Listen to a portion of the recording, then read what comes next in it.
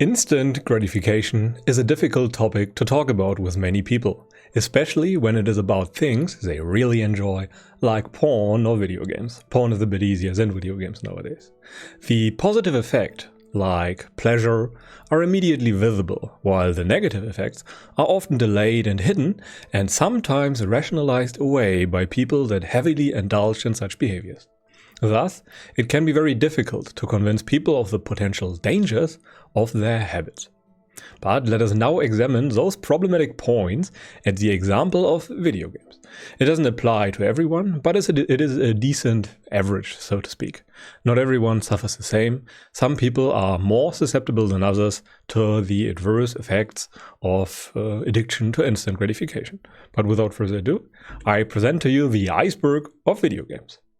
And this is especially true for younger people, as most people start playing video games when they are very young. I, for example, started when I was just 6 years old with my first Game Boy Color.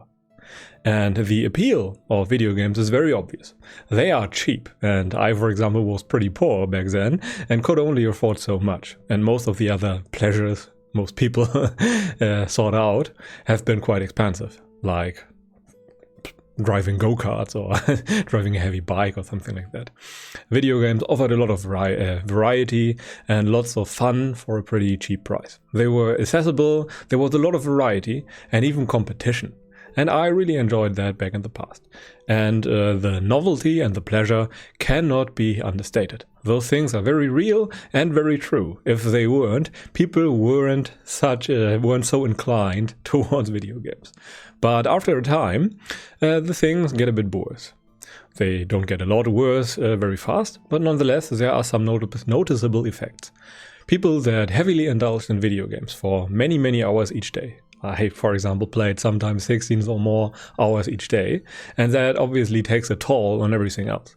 You only have so much time, and you have to invest it in a certain way. And when you play a lot, you can't sleep a lot, for example, and you cannot go outside. Thus, video games are very time-consuming. There are few habits that consume so much of your time than video games. And this will also lead to staying up late usually, and having a sleep schedule that is very, let's call it, diverse. And that is always a bad idea. You want to have a stable sleep schedule where you get up at more or less the same time every day.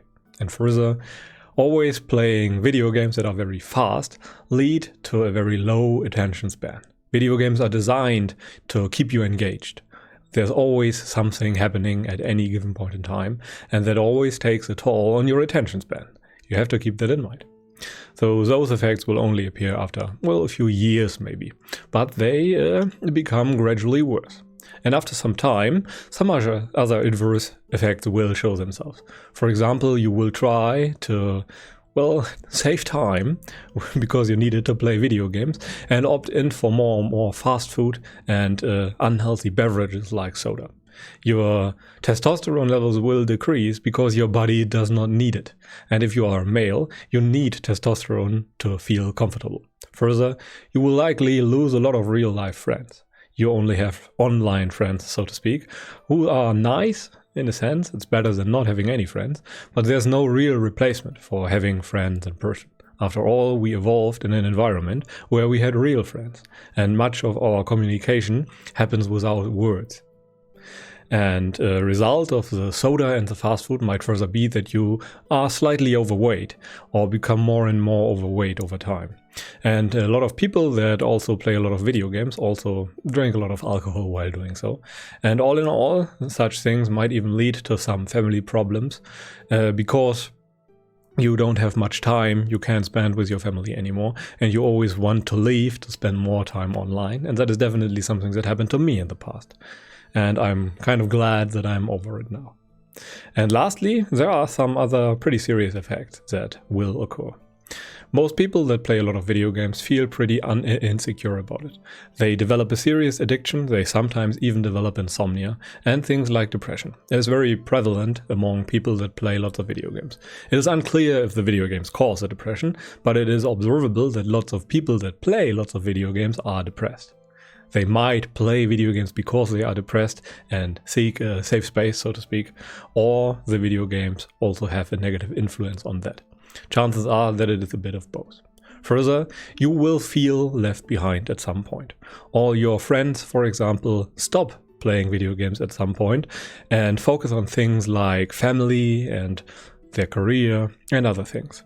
There is a very clear trend that people, let's say, that reach about the age of 30 suddenly stop being interested in video games.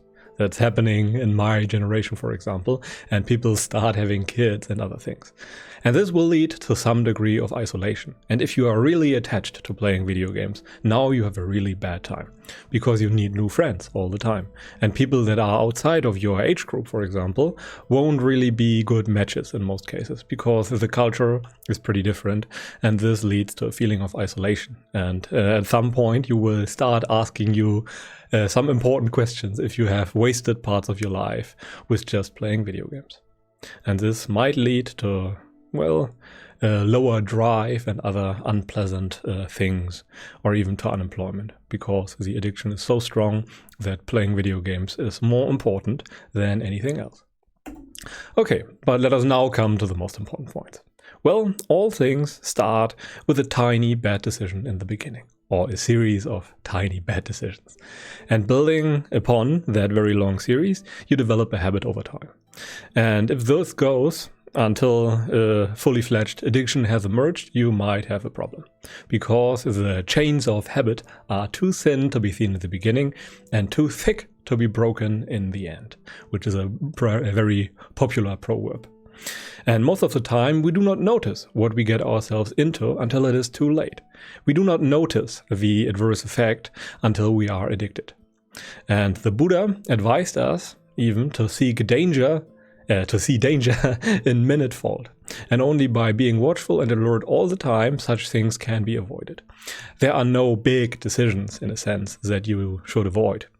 There's no clear cutoff point. The danger lies in the slow but steady process that drags us deeper into our bad habits. And this is the very same with video games. Again, this does not apply to everyone out there. Some people are great at moderating their, let's say, instant gratification habits, like playing video games. But many people out there have a problem. It is a bad cope for them. They do it to avoid other things in their life and to compensate for other bad things.